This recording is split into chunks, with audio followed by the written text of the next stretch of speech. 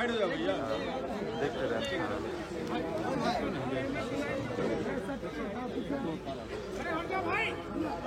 छोड़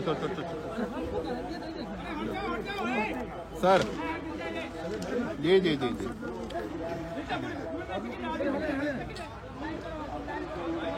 बोले हाँ बोलिए जी जी बोलिए। शुरू कीजिए। सबसे पहले जितने भी नवनिर्वाचित सदस्य हैं उन सबको शुभकामनाएं और आज शपथ ग्रहण समारोह था जिसमें कि सभी विधायक जो चुन करके गए उन्होंने शपथ ली है। क्या कर रहे हैं? और आप सब लोगों को पता है कि जनता ने जनादेश दिए, चुनाव आयोग ने नतीजे सुनाए, फिर भी सब लोगों को शुभकामनाएं हैं। जनता ने बदलाव के लिए अपना मत दिया था, चुनाव किया था।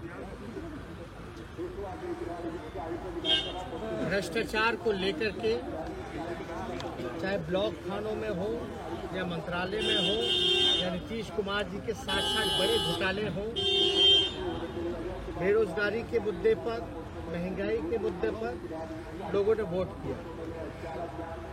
आपने देखा होगा कि अब पहले से ही कई बार हम कहते रहे हैं कि नीतीश कुमार जी जो हैं वो भीष्म पितामह हैं भ्रष्टाचार, और उन्होंने चोर दरवाजे से फिर एक बार सरकार बनाने का जो काम किया वो भी जानते हैं और देश की जनता भी जानती है कि कैसे उन्होंने सरकार बनाया। लेकिन सरकार में आने के बाद फिर भी उन्होंने वही काम किया जिसके लिए नीतीश कुमार जी माने जाते हैं। 60 बड़े घोटाले 15 साल में जो उन्होंने किया, और हम लोग लगातार आरोप लगाते रहे कि भीष्म पितामह भ्रष्टाचार के इसलिए क्योंकि जितने भी गुनहगार हैं, भ्रष्टाचारी हैं, उनको संरक्षण देना और बचाव करना ये नीतीश कुमार जी की पुरानी फितरत है। और आप लोगों ने देखा होगा, ये कोई मेरी बात पर तो मोहर लग रहा है जब आईएएस अधिकारी लिख कर रहे हैं चिट्ठी। कई अधिकारियों ने, आईएएस अधिकारियों ने जो जांच करता है उन्होंने तो खुले तौर पे चिट्ठी में लिखा है कि नीतीश कुमार जी चाहे कितने भी बड़े अपराध या घोटाले हुए हैं उनको नीतीश कुमार जी ने संरक्षण दिया है। ये सिर्फ मैं ही नहीं कह रहा बल्कि आईएएस अधिकारी भी अब कह रहे हैं। सरकार बनते ही उन्होंने शिक्षा मंत्री जो बनाया, जो चर्चित भ्रष्टाचार नियुक्ति घोटाला में जो शामिल रहे हैं, उनको उन्होंने शिक्षा मंत्रालय जैसी अहम जिम्मेदारी देने का काम किया। जिस दिन ऑफिस ज्वाइनिंग होती है उस दिन उनका रिजिग्नेशन आता है और फिर एक नए शिक्षा मंत्री को जिम्मेदारी दी जाती है, एक नए व्यक्ति को जिम्मेदारी दी जाती है जिसके कार्यकाल में खुद भी घोटाले हो रखे हैं और जिनकी पत्नी के ऊपर सीबीआई जांच चल रहा है जो कि सुप्रीम कोर्ट में मैटर। हम तो चाहेंगे कि बिहार बदहाल इसलिए है क्योंकि नीतीश कुमार जी लगातार जो लोग खजाने लूटने वाले लोग हैं उनको इन्होंने बढ़ावा दिया और संरक्षण दिया, जांच के नाम पे जी।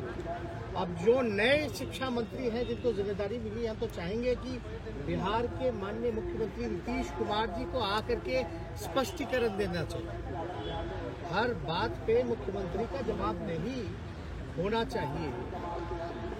चाहे जो भी घटना ये फैसले लिए गए, ये मुख्यमंत्री का फैसला, मंत्रिमंडल का गठन करना, मेवालाल को मंत्री बनाना, ये मुख्यमंत्री का फैसला। तो मुख्यमंत्री के मुंह में दही क्यों जमा रहता है, ये बिहार की जनता जानना चाहती है। 60 घोटाले होने के बाद इनको पूरी तरीके से मुख्यमंत्री आए और नए जो शिक्षा मंत्री बने हैं उनके परिवार के ऊपर क्या गंभीर आरोप है, इसके लिए भी उनको स्पष्टीकरण देना चाहिए। आप लोग तो सब लोग जानते हैं, हम लोगों पे सवाल उठाते थे, अंतरात्मा जागती थी, नैतिकता की बात होती थी, गवर्नर हाउस पहुंच जाया करते थे। अब थोड़ी सी लाज शर्म नहीं बची। जनता ने अपना जनादेश दिया, चोरी से आए तो भी तीसरे नंबर की पार्टी रह गए। और अद्भुत है, देश में ऐसा कोई पार्टी होगा जो तीसरे नंबर पे जिसका मुख्यमंत्री। यानी ये जनादेश साफ तौर पे, जो लोग कहा करते थे कि हमारे बलबूते आए हैं विधानसभा, हम नहीं रहते तो जीतते नहीं, तो अब इसका जवाब जनता को देते।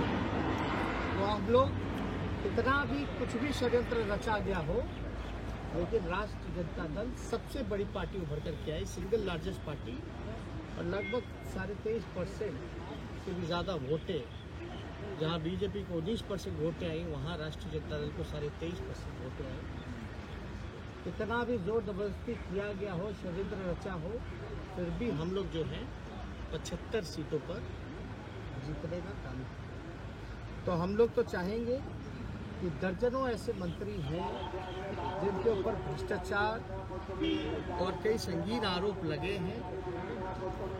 आपने देखा होगा कई ऐसे लोग जो बालिका गृह में लिप्त पड़े थे, उनको भी इस वक्त जो है संरक्षण दिया गया। हमको तो ज़्यादा कुछ नहीं कहना, सुप्रीम कोर्ट के फटकार के बावजूद भी नीतीश कुमार जी में कोई सुधार नहीं रहा, कोई लोक लज्जा नहीं बची। तो अब जनता जो है वो देख रही है, अब जनता जवाब। देखिए, एक सवाल विरोधी कह रहे हैं कि भ्रष्टाचार के आरोप पर मेवालाल चौधरी ने इस्तीफा दे दिया। जब भी ऐसा कोई मामला आता है नीतीश कुमार कार्रवाई करते हैं, लेकिन आपके ऊपर भी ऐसे ही मामले दर्ज हैं इन्हीं धाराओं में। तो क्या आप जो बताओ नेता प्रतिपक्ष है उसे वो पदभार ग्रहण करेंगे? आप एक बात बताइए, हम मंत्री कब थे, उप मुख्यमंत्री कब थे? 2015 से। क्या मेरा उप मुख्यमंत्री रहते हुए में कोई गंभीर आरोप लगा है? ये तो तब के पॉलिटिकल वेंडेटा, राजनीतिक षड्यंत्र वाले केसेस हैं जब मेरा मूछ नहीं था। तो ये तो जग जाहिर है ना। और हमने तो कई बार कहा है, और पिछले ही विधानसभा में पिछले सेशन का जो रहा, अब तो हम पहला व्यक्ति है जो कहता रहा कि भाई जल्दी चार्जशीट करो, जल्दी चार्जशीट करो। तो हम तो लगातार कहते रहे, और मामला को डाइल्यूट करना, जो ईमानदारी से जनता के सवाल को उठा रहा है, जो जनहित के मुद्दों को उठा रहा है, जो असल मुद्दे हैं, जो जनता के लिए लड़ाई लड़ रहा है, ये तो चाहते हैं ऐसे लोगों को बदनाम करना। और ये तो इनकी पॉलिसी रही है, पॉलिसी नहीं बल्कि वर्किंग स्टाइल रहा है कि भाई लोगों के मन में एक गलत परसेप्शन, एक धारणा पैदा की जाए। लेकिन आप बताइए, हमारे खिलाफ तो किसी IAS अधिकारी ने नहीं बोला। हम तो चैलेंज करते हैं मुख्यमंत्री को, भैया हम 18 महीने उप मुख्यमंत्री रहे, 3 डिपार्टमेंट रहा, एक आरोप सिद्ध कर दो। सुशील मोदी जी कहाँ रह गए, क्यों नहीं सिद्ध कर पाए? तो उनको बयानबाजी के लिए वो कुछ भी स्टेटमेंट दे दे, वो सब जानते हैं। तो लेकिन नीतीश कुमार की कोई जिम्मेदारी होगी कि नहीं होगी बिहार के मुख्यमंत्री? उनकी जवाबदेही है कि नहीं है जनता के प्रति? जोर जबरदस्ती जैसे तैसे जो भी बने हो, अब लेकिन बन गए हैं तो जवाब तो देना उनका फर्ज बनता है। और ये तो अद्भुत है, आज हमारा शपथ है, शपथ से पहले इस्तीफा मांग रहे हैं। देश में पहली ऐसी घटना है जहां विपक्ष से इस्तीफा मांगा जा रहा है। इससे ज्यादा हास्यास्पद और क्या हो सकता है? पहली विकेट आपने गिरा दी है इस सरकार की, और आगे कितनी विकेट गिराएंगे?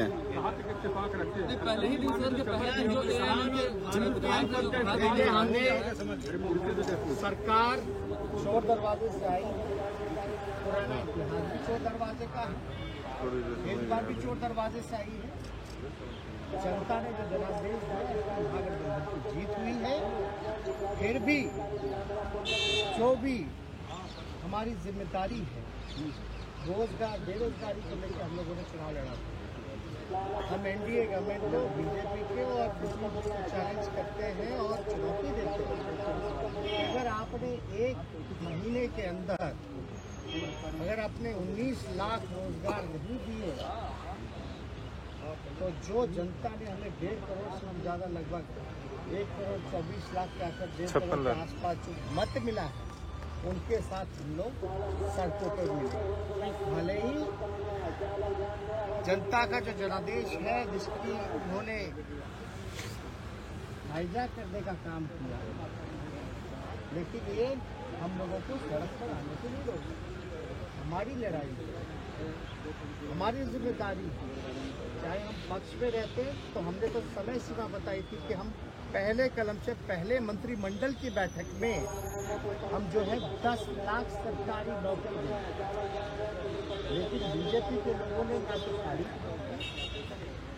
ना तो समय रखा। अब जनता इंतजार नहीं करेगी।